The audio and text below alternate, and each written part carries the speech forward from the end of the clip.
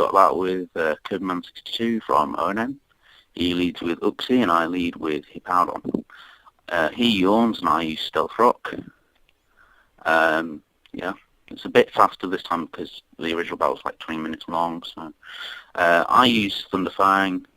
He Stealth Rocks. My Thunderfang does very little. He heals it with leftovers and then I fall asleep.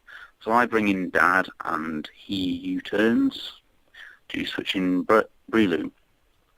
And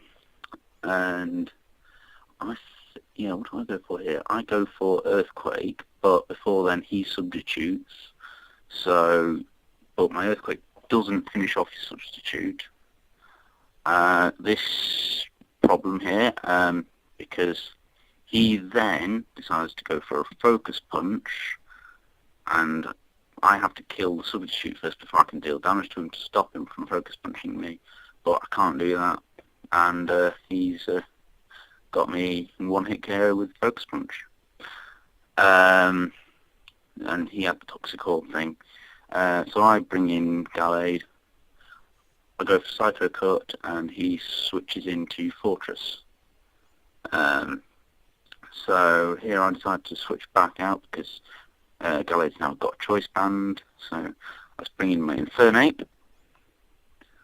I decide to go for Flamethrower here, but he switches out his Salamence so that it absorbs the blow, but it does pretty well actually, considering it's not very effective. But then I go for Hidden Power Ice to finish it off. And what does he bring in here? He brings in Gengar. I just go for Flamethrower, and that added with Stealth Rock damage, it just finishes Gengar immediately. So that wasn't much of a problem. He brings in Fortress again, and then switches it so that I Flamethrower Blissey. I then decide to go for the close combat, but he turns out he's got Protect. And then before I get to close combat him again, he switches and brings in Uxie. Now close combat then gets Uxie down pretty much nothing. And the Sandstorm then kills Infernape. My Hippowdon's probably killed it Infernape more than anything else. I bring in Raikou and Shadow Ball. Doesn't quite finish it off, but he switches using U-turn and brings out Fortress. So I go for Thunderbolt, and that finishes off Fortress. Sandstorm again, and then he switches in Blissey. So I bring out my Bronzong. He uses Wish. I decide not to go for Explosion here, predicting Protect, so I go for Earthquake, and then I explode next turn, but he switches into Breloom. So Breloom takes the explosion, but that kills it, so I've taken down Breloom, which could have been a bit of a problem otherwise. He brings in Blissey. I bring in Hippowdon, and this is where it kind of gets a bit boring, to be honest.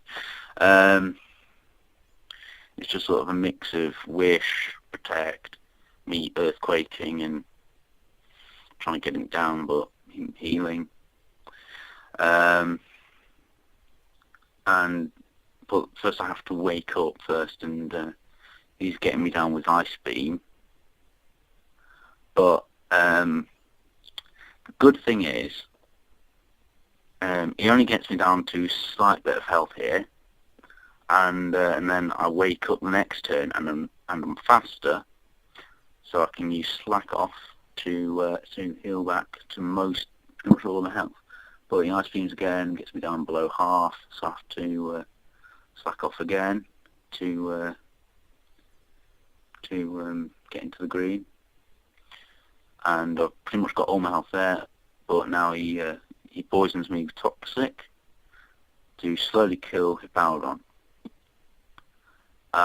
So I use Earthquake, and that does a considerable amount of damage. It does a lot more than, I don't know, I've seen Blisses that, such as my own, that have would take a lot less damage than that.